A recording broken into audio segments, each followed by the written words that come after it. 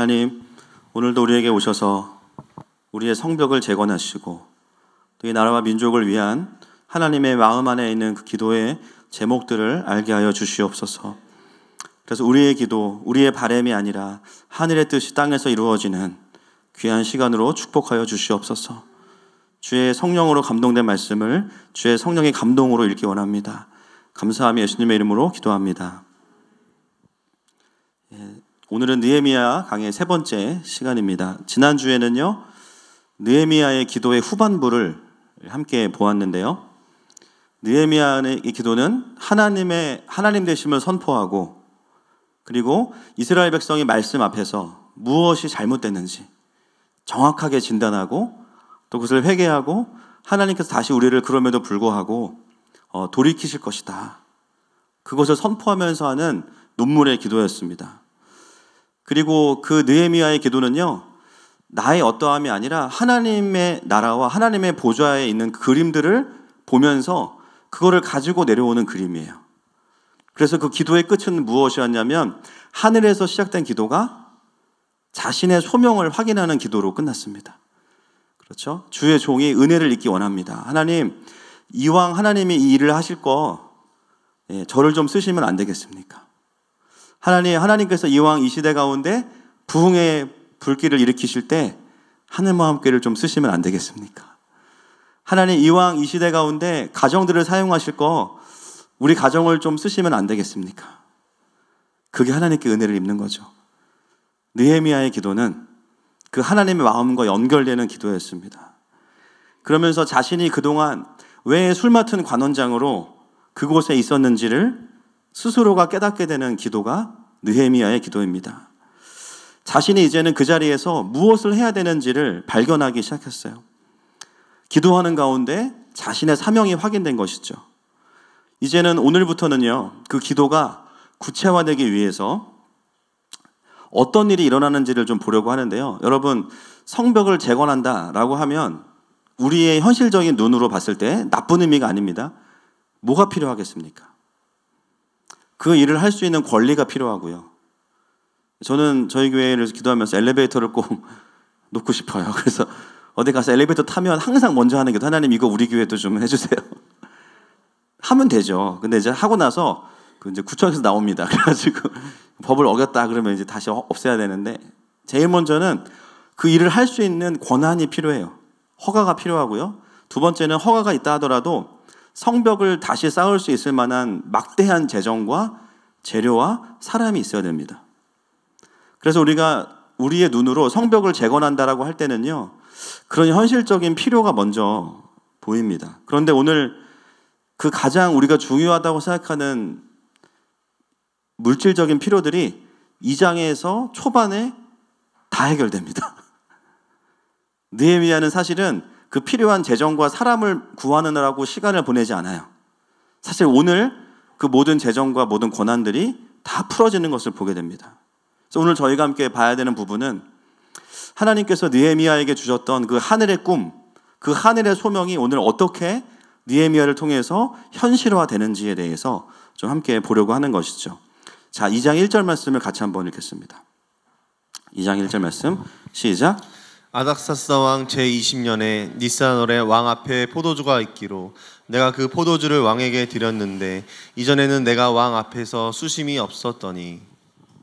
자, 1장 이후에 또 다른 시간이 기록되어 있습니다. 니스아놀이라고 하는데요, 이 월은 바벨론식 표현입니다. 개월로 따지면 3월이나 4월에 해당됩니다. 1장에서는 기슬르월, 11월이나 12월이거든요.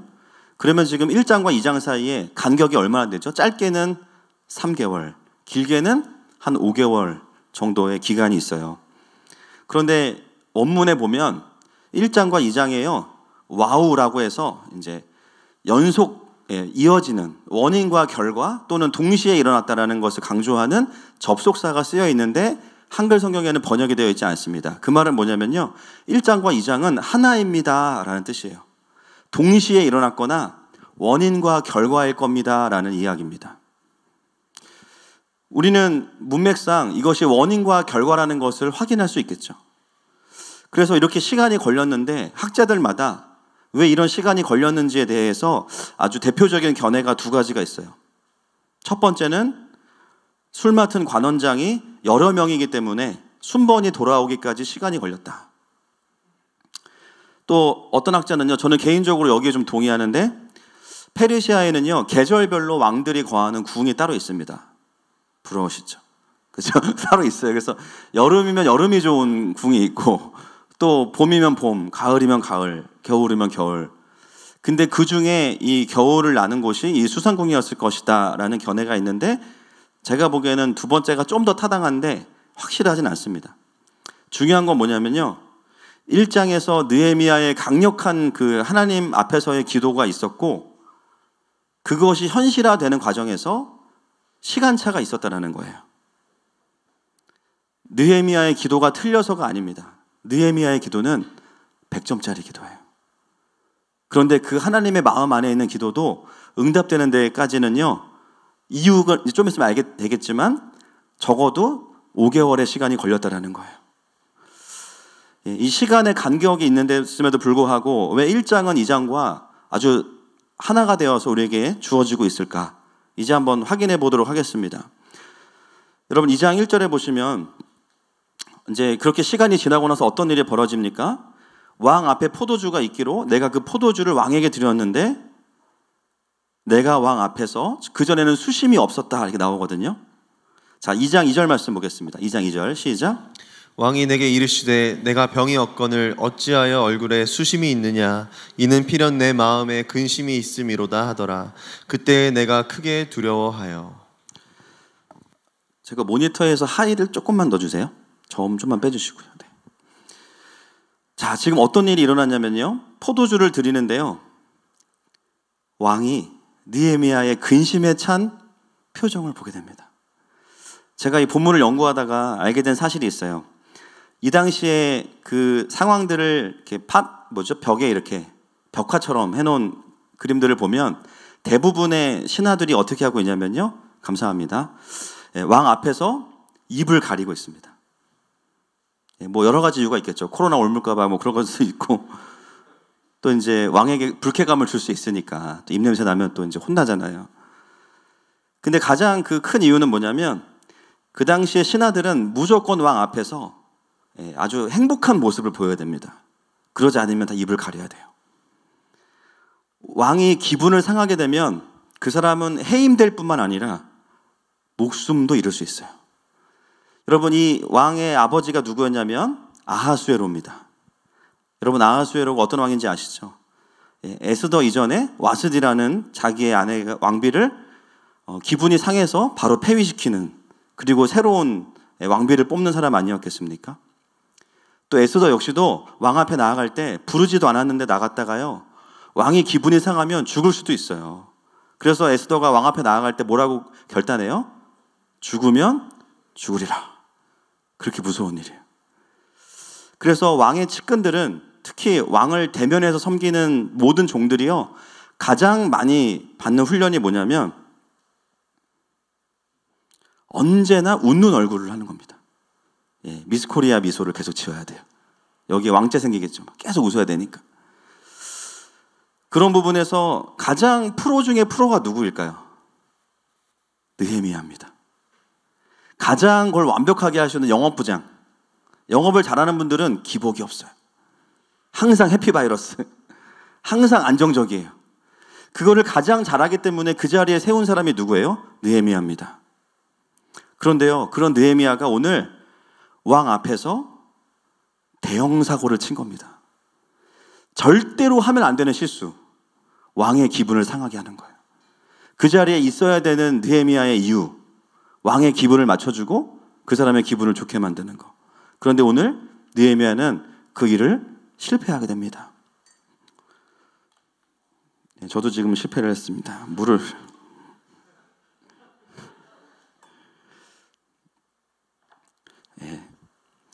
여러분, 느헤미야는 일부러 그랬을까요? 아니면 자기도 모르게 그 근심이 드러났을까요? 오늘 본문에 보면 결정적으로 왕의 질문에 대한 느헤미야의 대답을 보면 알 수 있습니다. 왕이 물어봐요. 너 표정이 왜 그러냐? 라고 했을 때 느헤미야의 반응은요. 3절 한번 보시겠습니다. 3절 말씀.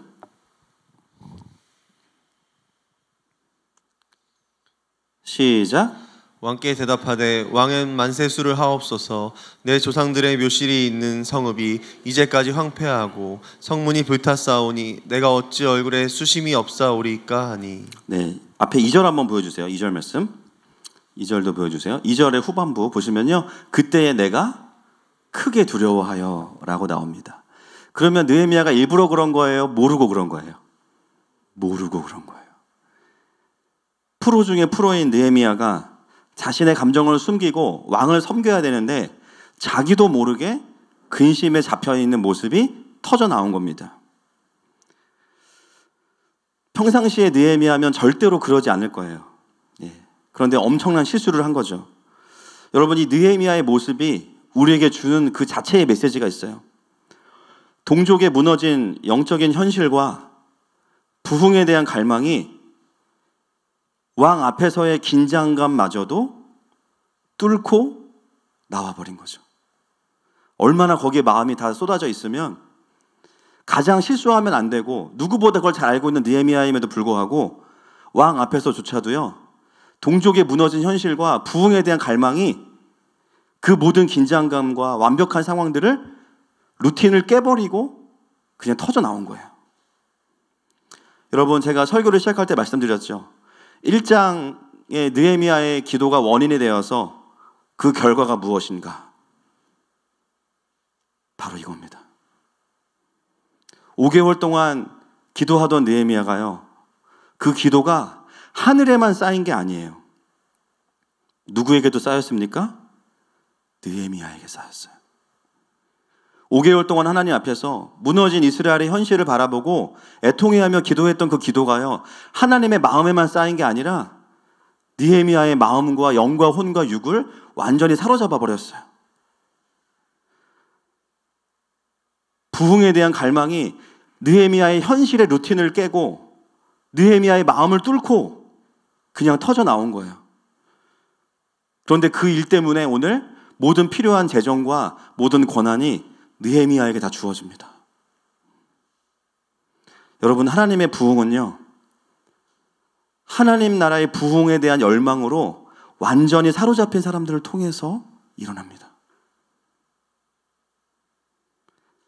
그 사람은 원래부터 그런 사람이 아니었어요. 부흥을 향한 갈망을 느끼고 무너진 영적인 현실을 바라보면서 지난 5개월 열을 기도를 채우면서 기다리면서 왔던 겁니다. 여러분, 하나님 나라의 부흥, 하나님 안에서의 리바이벌을 향한 기도는 다른 사람이나 교회를 변화시키기 전에요, 먼저 나를 사로잡습니다. 그게 진짜 기도예요. 내가 먼저 번제단의 산제물이 되어질 때 하나님은 나를 제물 삼으셔서 그 부흥의 불을 옮겨 붙게 하시는 겁니다. 물론 부흥은 하나님의 주권이죠. 그러나 하나님은 맥락 없이 일하시는 분이 아니에요. 하나님은 이러한 하나님의 사람들과 함께 가십니다.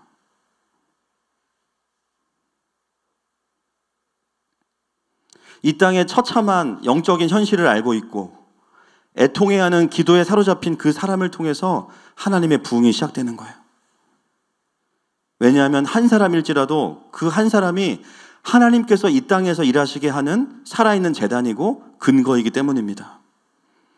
여러분, 우리는 기억해야 돼요. 소돔과 고모라는 죄 때문에 망한 것이 아니라 의인이 없어서 망했죠. 하나님의 사람이 없었기 때문입니다. 우리의 가정은요, 누구의 죄악 때문에 어려워지는 게 아니에요. 하나님의 마음을 가진 한 사람이 없기 때문입니다. 이 나라의 운명이 어디에 달려있을까요? 이미 나라에 수많은 악한 자들이 있다는 거 너무나 잘 알고 있습니다. 그럼 하나님은 거기에 관심을 두지 않습니다. 하나님은 하나님의 의인을 찾고 계세요. 오늘 느헤미야가 보이는 이 반응은 단순한 자기 관리의 실패가 아닙니다. 지난 수개월 동안 기도하며 쌓였던 그 기도가 부흥의 갈망이 그의 모든 영혼육을 뚫고 흘러넘쳐서 그의 일상을 뚫고 나온 겁니다. 여러분, 바로 이 지점이 하나님의 부흥이 현실 속에서 발화되는 지점입니다. 여러분, 우리의 삶에 또 개인적으로 다시 부흥을 경험하길 원하십니까? 원하십니까? 어떻게 해야 될까요? 나를 향하신 하나님의 마음과 계획에 사로잡힐 때까지 하나님 앞에 머무십시오. 기도하자마자 부흥을 주시지 않는다 할지라도 그 기도가 다시 하늘에 쌓일 뿐만 아니라 나를 사로잡을 때까지. 여러분, 우리의 가정이 다시 하나님의 부흥이 임하기를 원하십니까? 가정을 향한 하나님의 계획과 부르심의 기도로 먼저 채우는 시간이 필요합니다. 하나님은 그 기도와 함께 우리 가운데 새 일을 행하실 겁니다. 여러분이 섬기시는 주일학교의 부흥을 원하십니까? 내가 맡은 그 세대를 향한 하나님의 마음 앞에 충분히 머무십시오.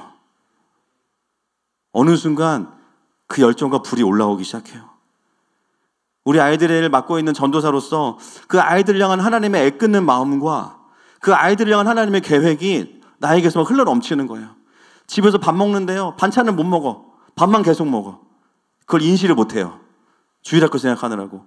개근데 너무 심각하시네.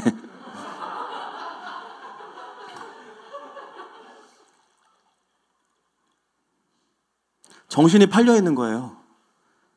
주일학교 아직 생각하면요, 아무리 맛있는 반찬이 있어도 그런 일이 있으면 좋겠지만 계속 생각이 딴 데가 있어요. 제 아내가 늘 저한테 하는 말이 있습니다. 집에 오면 시체인데 하나님 나라라는 말만 나오면 내가 살아난다는 거예요. 아무것도 안 하고 하나님 나라 그럼 바짝 일어나가지고 또 막 뛰어다니고. 여러분, 우리가 하는 기도는 하나님의 열정을 우리 가운데 가져오는 것입니다. 그리고 그 기도가 쌓이기 시작하면 어느 순간 내가 그 하나님의 불과 열정에 사로잡히게 돼요. 내가 우리 반 아이들을 위해서 기도하기 시작할 때 먼저 교사인 나에게 그 하나님의 불이 임할 것입니다. 우리에게 필요한 건 무엇이냐면요, 그 하나님의 열정이 우리를 사로잡으실 때까지 기도하면서 나를 내어드리는 시간이 필요한 거예요. 여러분, 우리가 한국교회의 부흥을 다시 보기 원합니다. 그렇다면 우리가 무엇을 해야 되겠습니까? 이 땅의 교회를 향한 하나님의 계획과 회개의 기도를 채워가는 거예요. 언제까지? 그것이 우리를 사로잡을 때까지. 전 요즘에 개인적으로 참 감사한 게 한국교회에 다시 부흥이 오고 있구나 느끼고 있습니다. 이유는 하나예요. 왜냐하면 제 주변에요, 저희 교회를 비롯해서 느헤미야와 같이 기도를 채워가시는 분들을 정말 많이 만나게 됩니다. 과거에는 그렇게 기도하는 삶을 살지 않았던 분들마저도 이제는 나라를 위해서 기도하세요. 저희 교회 한 성도분은 여행을 가셨는데요, 언제부턴가 하나님께서 저녁 8시만 되면은 나라를 위해 기도하게 하시는 거예요. 집에서 골방에 들어가서 기도하신대요. 여행을 가셨는데도요, 시간이 되니까요, 친구들한테 놀고 있으라고, 나는 기도해야 된다고. 그래서 여행 가셨다가 방에 들어가서 기도하고 나오셨대요. 여러분, 한국교회와 이 땅이 다시 기도로 채워지고 있습니다. 그것은 무엇을 의미할까요? 이 땅에 부흥이 오고 있습니다. 교회만의 부흥이 아니라 여러분, 교회의 부흥은 반드시 국가적인 부흥으로 이어질 것입니다. 최근 2주 전부터 또 우리 교회 안에도 여러 가지 변화가 있지만 가장 큰 변화 중에 하나가 뭐냐면 중보팀이 생겼어요.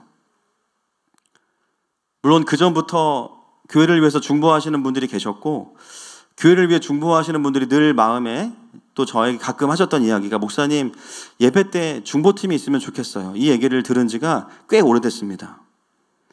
그런 마음으로 기도하는 분들이 계셨기 때문에 드디어 저희 교회도 이제 상설 중보팀이 운영이 되고 있습니다. 이제는 전략적으로 예배 전에도, 오늘도 또 모여서 기도를 했을 텐데요, 예배를 위해 중보하는 중보팀이 세워졌고, 사실 저희 교회 초창기에 중보팀이 있었어요.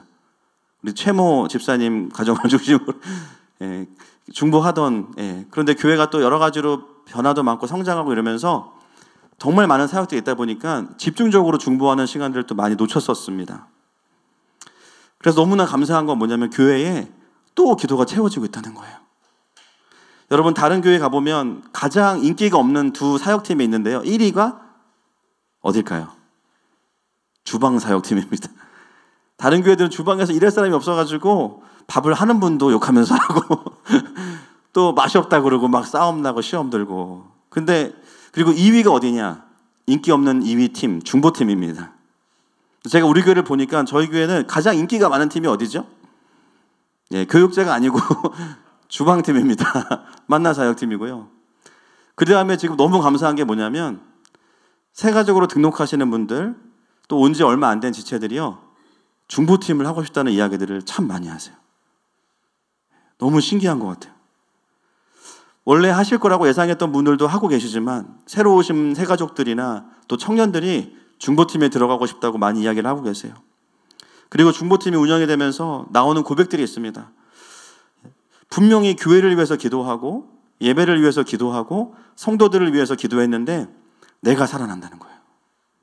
기도를 하면 내가 회복이 되고 할렐루야, 내가 먼저 은혜 받는다는 거예요. 그리고 더 감사한 것은 중보팀이 또 운영이 되면서 하늘마음교회 예배가 한 번 더 강력해지고 있습니다. 여러분, 지금 하늘마음교회 어떤 시즌이죠? 교회에 기도가 채워지고 있습니다. 여러분, 이거는 부흥의 아주 중요한 징조예요. 우리가 부흥을 공부할 때는 두 명의 학자들을 보통 공부합니다. 조나단 에드워즈, 하나님의 주권이다, 부흥은. 책 엄청 두꺼운데 결국 이 얘기하는 겁니다. 찰스 피니의 부흥론, 감리교, 우리가 만들 수 있다. 결국은 이 얘기하는 거예요. 책 엄청 두꺼운데. 근데 우리는 뭐냐면 둘 다를 봅니다. 하나님의 주권으로 부흥이 옵니다. 할렐루야. 그런데 맥락 없이 오지 않아요. 하나님은 하나님의 사람들에게 신호를 주시고 그 부흥과 함께 가는 사람들을 일으키셔가지고요, 인격적으로 하나님의 부흥이 임하게 하세요. 오늘 느헤미야의 기도를 통해서, 느헤미야의 모습을 통해서 보게 되는 것, 하나님의 부흥이 오고 있구나. 여러분, 지금 하나님께서 하늘마음교회 안에도, 이 우물 안에도 더 기도를 채우라고 말씀하십니다. 그래서 새벽에 나와서 성실하게 기도하는 분들이 계시고요, 또 언젠가부터 주중에 교회에 항상 사람이 있어요. 더 많은 분들이 기도하러 오십니다. 오히려 주일날 모이는 게 부담되는 분들이 주중에 와서 기도하고 계시고, 이번 주부터 저희 가족도 은율이, 서율이도 주중에 시간 정해서 와서 기도합니다. 1시간씩 하고, 맞나요? 1시간? 아니에요? 30분 정확하게 가야지. 또 30분에 빼빼로 하나 이렇게 해서 기도하는데,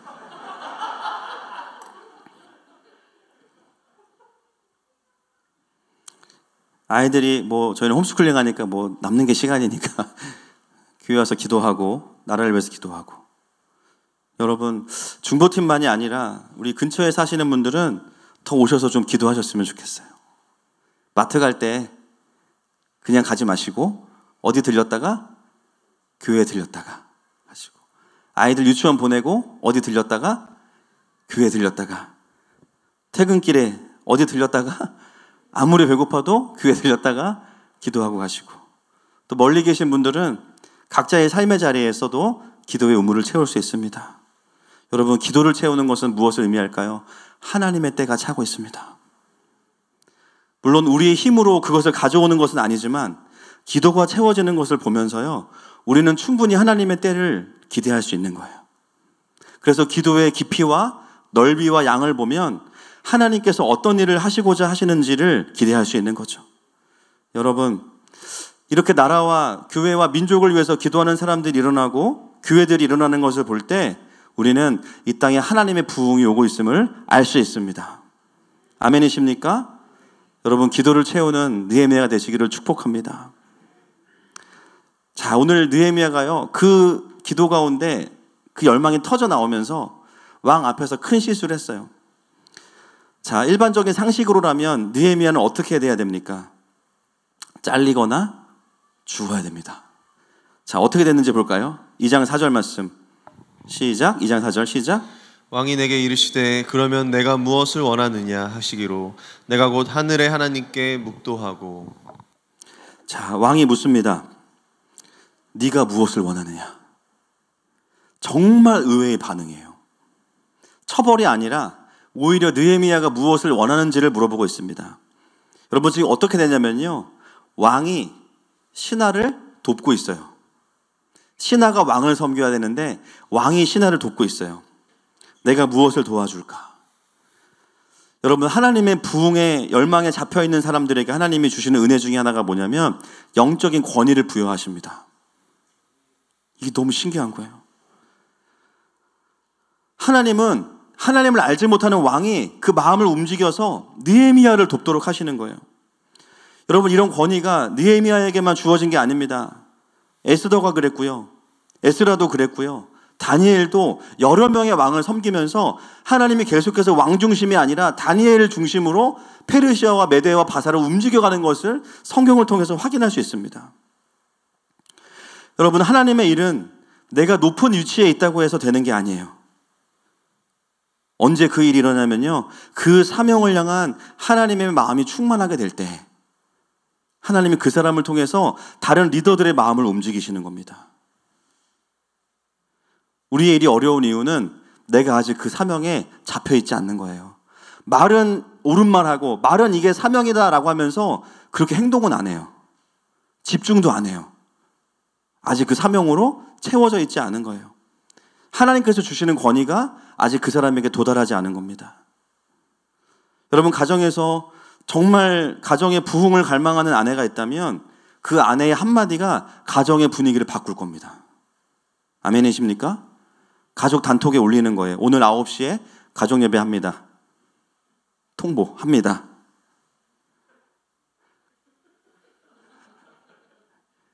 튀어옵니다.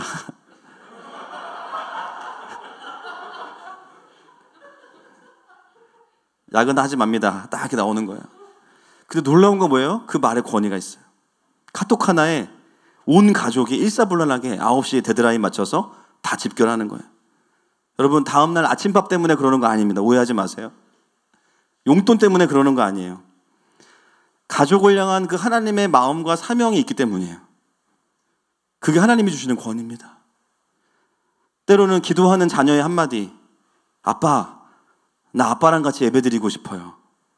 그 한마디가 아빠를 예배당으로 인도하는 거예요. 회사의 말단 직원일지라도 늘 회사를 위해서 하나님의 마음과 뜻을 구하고 거기에 잡혀있는 그 직원의 한마디의 말에는 권위가 있어요. 사장님, 제가 저희 회사를 위해 기도하고 싶어요. 교회를 다니자는 사장님인데 그 한마디의 마음에 감동이 있어. 신우회를 만들어주는 거예요. 시간과 공간을 만들어주는 거예요. 제가 이번 주에 저희 교회 청년 한 명과 통화했는데 지금 회사가 너무 어렵대요. 근데 이 친구의 고백이 너무 귀해요. 자기는 어디든지 갈 데가 있지만 이 사장님이 너무 걱정된다는 거예요. 제가 그 말에 마음이 찡하더라고요. 아, 그렇구나. 하나님의 백성들은 마음을 이렇게 쓰는 거지.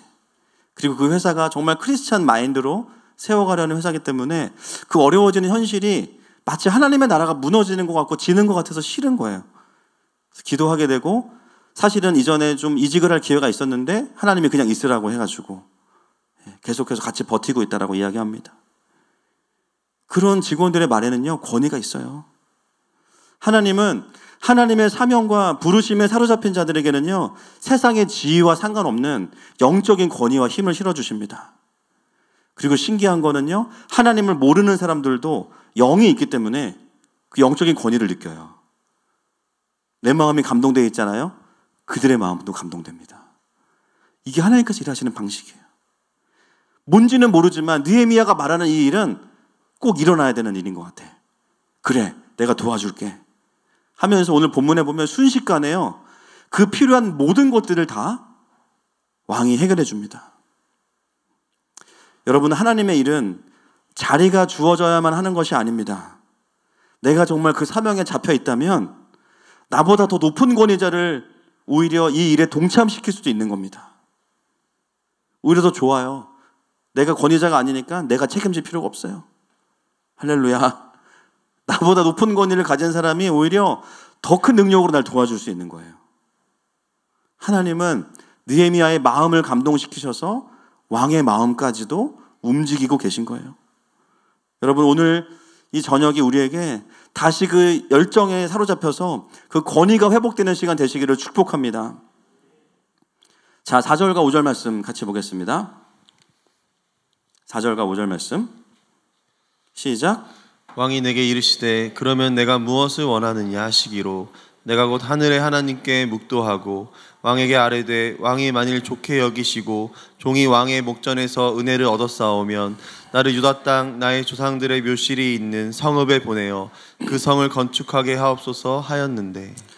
자, 기다렸다는 듯이요, 느헤미야에게서 모든 프로세스가 막 다다다다다 나옵니다. 이게 뭐냐면 평상시에 계속 고민했다는 얘기예요. 그렇죠? 왕이 물었을 때 구체적인 계획을 제안하는데요, 그러면서도 느헤미야의 대답을 잘 보시면 반복되는 게 있어요. 5절과 7절에 보십시오. 7절 보면요, 내가 또 왕에게 아뢰되, 그 다음에 뭐라고 나오죠? 왕이 만일 좋게 여기시거든. 이 말을 반복합니다. 느헤미야는 자기 마음대로 하나님이 마음을 주셨어도 단독적으로 움직이지 않습니다. 자기의 권위자가요, 하나님을 모르는 페르시아 왕이지만 그 왕의 권위 안에서 움직입니다. 이게 영적인 성숙이고 이게 통합적인 믿음이에요. 느헤미야는 단순히 아닥사스다 왕에 대한 권위를 인정하는 것을 넘어서서 그 권위도 누구로부터 왔다? 하나님으로부터 왔다. 나에게 이 왕을 붙이신 분도 하나님이시다. 정말 하나님의 부르심이 맞다면 이 왕을 통해서 그것이 확증되어질 것이다. 그래서 뭔가를 제안할 때마다 느헤미야가 이야기하는 게 뭐예요? 왕이 좋게 여기시거든. 왕께 은혜를 입었사오면. 이 이야기를 계속합니다. 여러분, 우리가 세상 속에서 도시 선교사로 살려면요, 하나님의 부르심을 따라가려고 할 때 우리가 주로 설득하고 도움을 받아야 되는 사람들은요, 하나님을 알지 못하는 리더들일 수 있죠. 훨씬 그럴 확률이 높죠. 물론 진짜 감사한 거는 직장의 리더가 성령 충만한 그리스도인이다. 이건 완전 땡큐예요. 할렐루야. 그럴 확률이 많지 않아요, 사실은. 대부분 우리는요, 하나님을 경외하지 않는 리더들과 함께 일을 합니다. 중요한 건 뭐냐면 그때도 우리의 태도가 중요하다는 거예요. 우리가 미성숙하게 되면 어떻게 될까요? 내가 하나님의 일을 하는데 우리 부장님 나 안 도와줘. 사탄이야. 뒤에서 막 십자가 긋고 막 발 걸고 막 그러죠. 반대로 나를 도와주면 천사야. 여러분, 이렇게 극단적으로 가시면 안 됩니다. 그 리더를 세우신 분도 하나님이십니다. 그게 건강한 신앙생활이에요. 우리 가정의 남편이 조금은 성령 충만하지 않거나 성령님과 너무 등을 지고 있을 수 있어요. 그럼에도 불구하고 하나님이 남편을 우리의 가정의 권위자로 세우셨어요. 아멘이십니까? 네, 남편들이 아멘 하시네요. 그렇게 세우신 분도 하나님이세요. 그 권위자의 마음을 움직이시는 분도 하나님이세요. 느헤미야가 왕을 통해서 일을 진행하는 것 같지만 이 자체가 뭐예요? 하나님 앞에서 자신의 부르심을 구체화해가는 과정 중에 굉장히 건강한 모습입니다. 여러분, 하나님께서 맡기신 일을 해나가면서 권위자들을 존중하십시오. 더 기도하셔야 돼요. 하나님, 이 리더와 함께 사명을 이루어갈 수 있도록 하나님, 저의 마음을, 저 부장님의 마음, 저 사장님의 마음을 주님 움직여주세요. 그리고 우리는 하나님이 주는 확신이 있어도 겸손하게 표현할 수 있어야 됩니다. 만일 부장님이 좋게 여기시거든, 만일 남편의 마음이 어렵지 않거든, 만일 사장님의 마음이 은혜를 입었사오면 그 태도가 있기를 축복합니다. 오히려 여러분, 그 과정에서 더 하나님의 일하심을 보게 될 것입니다. 그 왕이 이 느헤미야의 모든 제안을 전부 다 들어줍니다. 그래서 내용을 보시면요, 예루살렘까지 가는데 필요한 모든 통행권, 그거를 조서를 내려가지고 다 해결해 주고요. 그리고 필요한 모든 목재를 구할 수 있도록 협조 공문도 만들어줍니다. 심지어 그 길을 가는 동안 호위할 군대 장관과 마병도 붙여줍니다. 완전히 느헤미야에게 든든한 지원자와 보호자가 돼요. 우리가 이렇게 일이 진행될 때 뭐라고 하죠? 형통함이 있다. 할렐루야. 오늘도 우리는 형통함을 봅니다. 일사천리로 일이 진행돼요. 여러분, 하나님은 하나님의 일이 되게 하실 때는 이렇게 하십니다. 필요하면 사람을 붙이세요. 아니, 내가 저 사람을 만날 일이 없는데, 만났는데 엄청난 도움을 받고, 별로 친하지도 않은데 엄청난 섬김을 받고, 또 엄청난 보호를 받으면서 하나님이 나에게 주신 사명들을 이루어갈 수 있도록 도와주시는 거예요. 여러분, 이런 은혜가 우리 가운데 계속해서 있기를 축복합니다. 그렇게 해서 사실은 가장 오랜 시간이 걸려야 되는 일들이요, 순식간에 끝나고 예루살렘에 오늘 도착해 버립니다. 자, 도착하고 나서 이런 어떤 일이 벌어집니까? 10절 말씀 보겠습니다. 시작. 호론 사람 산발락과 종이었던 암몬 사람 도비아가 이스라엘 자손을 흥왕하게 하려는 사람이 왔다 함을 듣고 심히 근심하더라. 자, 이스라엘 자손을 흥왕하게 하려는 사람, 이 흥왕하게 하다, 다시 살아나게 하다, 뭘까요? 부흥이죠. 부흥하게 하려는 사람이 왔다 함을 듣고 누가 근심합니까? 산발랏과 도비아가. 이 사람들 누구죠? 이스라엘 성벽을 무너뜨린 장본인들입니다. 여러분, 그들은 불과 며칠 전까지만 해도요, 자신들이 이스라엘을 완전히 무너뜨렸다고 생각했어요. 너네가 우리를 무시해? 복수해 주겠어. 그리고 완전히 무너뜨렸어요. 더 이상 이스라엘은 일어날 수 없다고 생각했습니다. 그런데 더 놀라운 건 뭐냐면 강력한 페르시아의 도움을 얻어서 더 강력한 느헤미야의 군대가 도착했어요. 그러니까 뭐라고 해요? 심히 근심하였더라. 여러분, 사단이 인간을 선악과를 먹게 함으로 인해서 완전히 사망 권세에 들어가겠다고 생각했습니다. 그런데요, 그 일을 보고 어떤 일이 벌어졌어요? 하늘에서 예수님이 내려오셨어요. 할렐루야. 야, 우리가 드디어 사람들을 하나님과 떼어놨어. 이제 모든 인간은 죽을 수밖에 없어. 그런데 갑자기 그 얘기를 듣고 예수님이 천사들과 함께 이 땅에 내려오셨어요.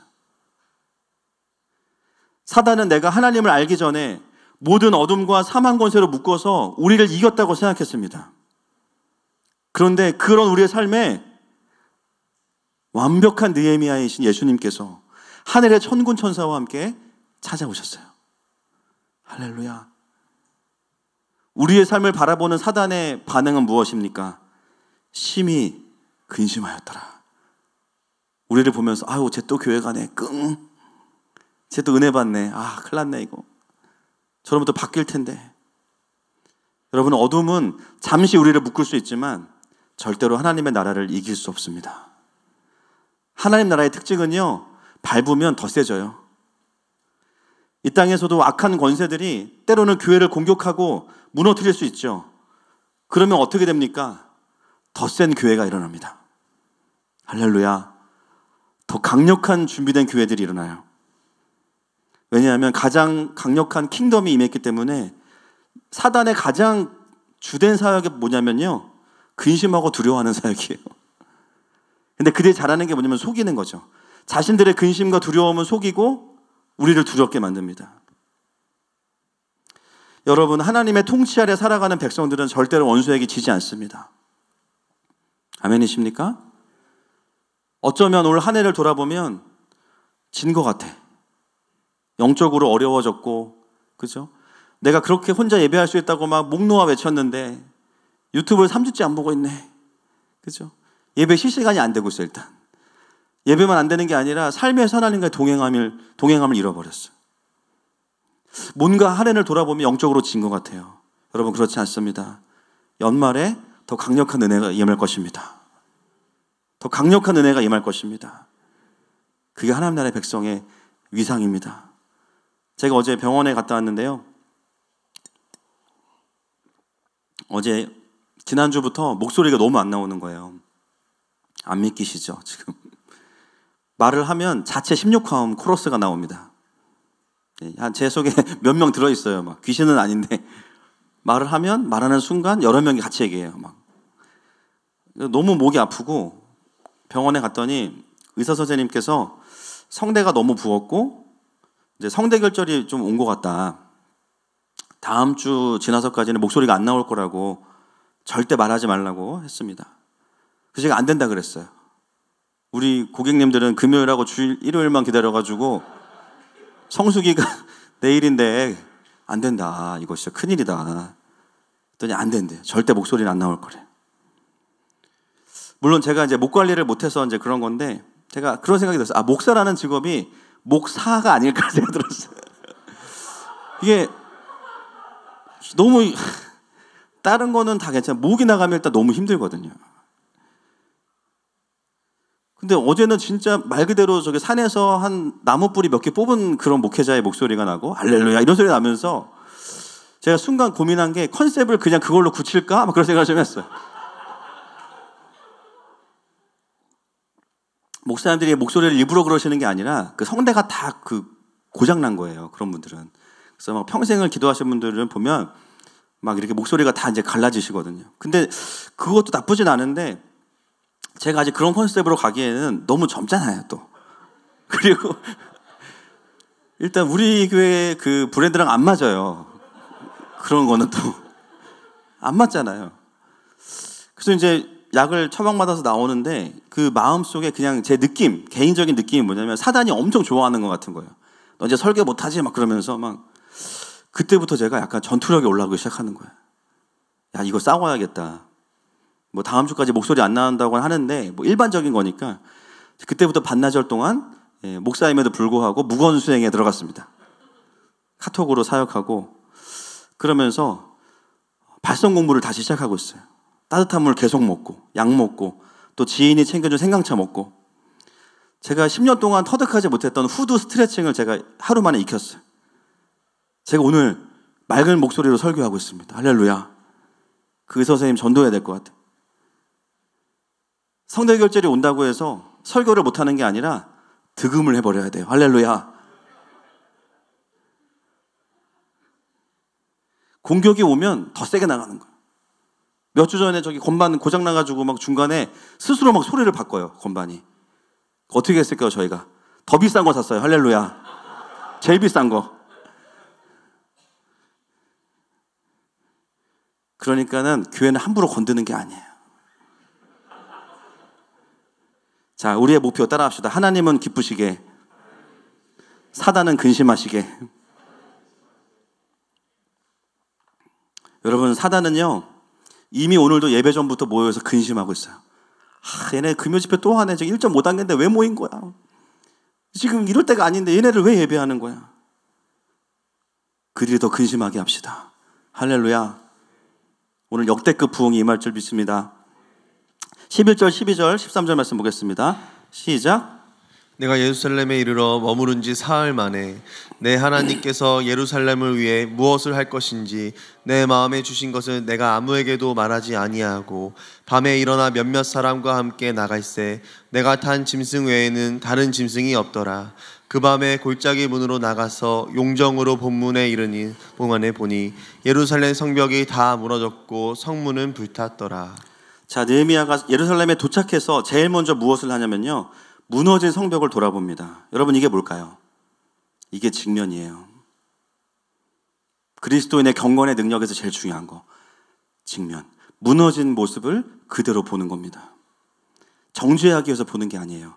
정직하게 보는 겁니다. 여러분, 신앙의 성장은 언제부터 일어나냐면요, 나의 무너진 모습을 있는 그대로 보는 것부터예요. 신앙생활을 내가 20년 하고 30년 했는데 하나님을 잘 몰라. 내가 그동안 교회를 그렇게 다녔는데 성경을 잘 모르네. 내가 그렇게 교회에서 열심히 예배했는데 알고 보니까 내 삶의 어두움 하나 해결을 못하네. 사실 전문용어로 쪽팔린 일이지만 그거를 인정하는 거. 사실 내가 그동안 사역을 많이 했지만 내가 여전히 내 의의 문제도 해결이 안 됐구나. 여전히 내가 교만하구나. 내가 여전히 음란하구나. 나의 죄악을 직면하는 겁니다. 느헤미야는요, 예루살렘에 돌아와서 사람들 막 북치고 장구치고 막 플랜카드 걸어놓고 막 금이 환영 이런 거 안 했습니다. 제일 먼저 뭐예요? 무너진 성벽부터 보러 갑니다. 근데 본문에 보니까 아무에게도 알리잖아요. 몇몇 지인들과 함께 무너진 성벽을 그냥 한번 돕니다. 왜죠? 건강한 측면이에요. 여러분, 우리가 하나님을 깊이 만날 때요, 어떤 현상이 있냐면 하나님 우리의 모습을 정직하게 보여주십니다. 그 이유는 다시 살려주시기 위해서, 다시 고치시기 위해서, 우리 어둠 가운데 하늘의 빛을 비추시기 위해서. 오늘 주님 앞에 우리가 그렇게 있는 모습 그대로 나아가는 시간 되기를 축복합니다. 그래서 16절에 보니까 참 특이해요. 느헤미야가 아무에게도 말하지 않고 조용히 다녀옵니다. 그리고 나서 놀라운 것은 뭐냐면 왜 이 일을 알리지 않았을까? 원수의 귀에 들어가지 않게 하기 위해서입니다. 어쩌면 성 안에는 산발락과 도비아가 도청 장치를 했을 수도 있어요. 몰래 CCTV 해놓고 또 본인들의 사람들을 심어놨을 수도 있겠죠. 느헤미야가 어떻게 해요? 핸드폰 꺼버립니다. 꺼버리고 아날로그틱하게 그냥 성을 돌아요. 알고 보면 나중에 이 침묵하면서 성을 돌았던 시간이 어떤 시간이냐면 느헤미야가 전략을 다 짜는 시간이었습니다. 그 시간을 보내고 나서 이제 그 소문이 퍼지고 산발락과 도비아가 쳐들어오거든요. 어떻게 공격하냐면 전에 공격했던 대로 공격합니다. 또 그들을 또 이스라엘 백성을 향해서 지금 너희가 반역하려는 거지. 항상 이 프레임으로 공격해요. 그 조서를 왕에게 올려서 멈추게 할 거야. 이거에 트라우마가 있거든요. 자, 근데 오늘도 그렇게 공격을 하는데 느헤미야의 그 반격을 보겠습니다. 자, 18절 19절 말씀 보겠습니다. 시작. 또 그들에게 하나님의 선한 손이 나를 도우신 일과 왕이 내게 이른 말씀을 전하였더니 그들의 말이 일어나 건축하자 하고 모두 힘을 내어 이 선한 일을 하려 하매 호론 사람 산발락과 종이었던 암몬 사람 도비아와 아라비아 사람 게셈이 이 말을 듣고 우리를 업신여기고 우리를 비웃어 이르되 너희가 하는 일이 무엇이냐 너희가 왕을 배반하고자 하느냐 하기로. 전처럼 공격하면 무기력해질 줄 알았어요. 그런데요, 느헤미야가 지체하지 않습니다. 지금 너희가 하는 일이 무엇이냐, 왕을 배반하고자 하느냐, 또 그 프레임이에요. 근데 이제 느헤미야가 바로 기다렸다는 듯이 반격을 합니다. 뭐라고 이야기하냐면 20절 말씀 보겠습니다. 시작. 내가 그들에게 대답하여 이르되 하늘의 하나님이 우리를 형통하게 하시리니 그의 종들인 우리가 일어나 건축하려니와 오직 너희에게는 예루살렘에서 아무 기업도 없고 권리도 없고 기억되는 바도 없다 하였느니라. 자, 20절 말씀이요, 영적인 전쟁에 있어서 굉장히 중요한 본문입니다. 느헤미야가 이야기해요. 우리는 하나님께서 우리를 형통하게 하시고 그 다음 오직 너희에게는 예루살렘에서 아무 기업도 없고 권리도 없고 기억되는 바도 없다.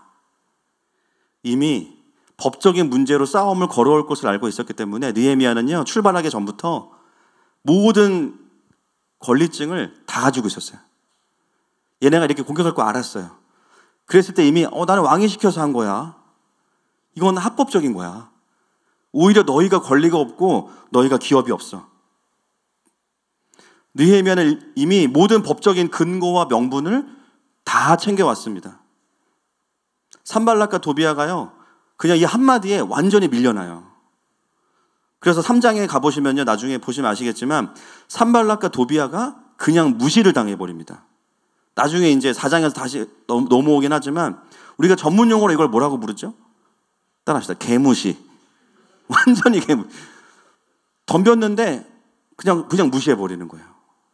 그리고 밀고 나갑니다, 그냥. 그리고 3장에 바로 성벽재건에 그냥 들어가 버려요.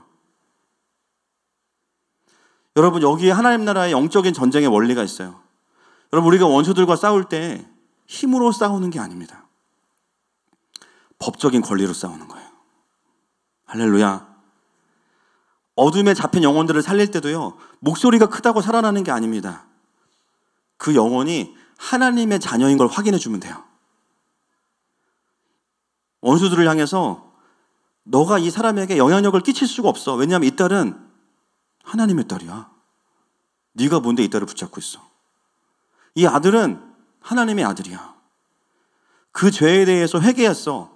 하나님께서 그 회개를 받으셨어. 그러니까 더 이상 너는 이 사람을 괴롭힐 권리도 없고 기업도 없어. 떠나가라. 할렐루야. 여러분, 이게 영적인 전쟁입니다. 목소리로 싸우는 게 아니라 법적인 권한으로 싸우는 거예요. 이미 주님께서 그 사람을 위해서 이루어 놓으신 그 일과 그 기업과 권리를 그 사람에게 선포해 주는 거예요. 그 사람 안에는 어두움, 산발락과 도비아에게 선포해 주는 겁니다. 여러분, 우리가 다른 사람을 섬기지 않더라도요, 우리 스스로가 어둠과 싸울 때 우리가 용을 쓰면서 싸우는 게 아니에요. 법을 쓰면서 싸우는 겁니다. 내가 누구인지를 선포해야 돼요, 하나님 안에서. 이미 내가 그분 안에서 얼마나 존귀한 자녀인지를 선포하는 거예요. 아무리 나를 넘어뜨려는 정죄와 공격이 있다 할지라도, 수치와 조롱이 있다 할지라도 십자가를 붙잡는 겁니다. 신기한 건 뭐냐면 법을 선포하잖아요. 원수들은 떠나갑니다. 너무 신기한 거예요. 여러분, 왜 우리나라의 건국이 중요합니까? 하나님께서 세우신 나라라는 것을 알 때 우리는 그 법을 가지고 선포하는 거예요. 이 땅에 하나님의 통치가 아닌 다른 권세들을 내어 쫓는 겁니다. 이제 더 이상 우리나라는 조선의 노예로 살던 그 한에 매여 있지 않아. 대한민국은 오랜 저주를 끊어내고 하나님이 세우신 나라야. 온 한반도에 성령의 불이 임했던 나라야. 그러면서 대적하는 거예요. 하나님 나라의 구조를 대적하는 모든 어둠은 떠나갈지어다. 그들에게 선포하는 거. 너희들에게는 권리도 없고 기업도 없어. 그리고 우리는요, 하려고 했던 일을 그냥 하면 돼요. 성벽을 세우면 돼요. 교회를 세우고 제단을 세우고 예배하면서 하나님의 임재를 경험하고 하나님의 통치를 경험하는 것입니다. 할렐루야. 이 시간에 말씀을 좀 정리하고 같이 기도하기 원합니다. 찬양팀 나와주시고요. 오늘 우리는 1장을 이어서 성벽 재건이 이루어지는 현장을 보았습니다. 여러분, 우리는 이것을 뭐라고 부르냐면 부흥이라고 부릅니다. 하나님 나라는 어떤 사회 개혁이나 혁명을 통해 임하는 것이 아니라 부흥을 통해 임합니다. 여러분, 이 시간에 그렇게 우리의 삶 가운데 또 우리 인생 가운데 오셔서 다시 우리를 그 부흥의 열정으로 또 채우시기 원하시는 그 하나님 앞에 이 시간에 함께 나아가십시다. 함께 우리가 이 찬양하면서 그 주님 앞에 좀 나아갔으면 좋겠습니다.